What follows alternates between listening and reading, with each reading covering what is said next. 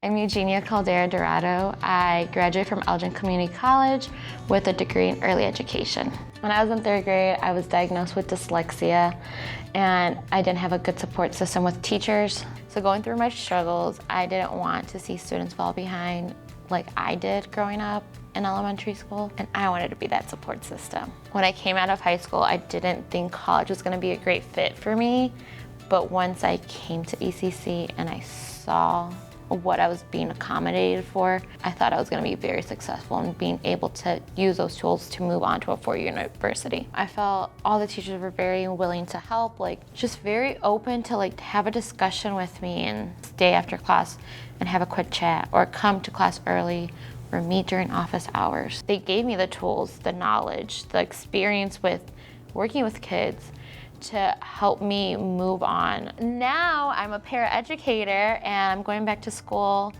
to become an early childhood education teacher with the hopes to get my special ed licensing. Being able to come to ECC and being able to put my degree to action and being able to help those kids. And I think ECC set me up pretty good to become the teacher that I am now.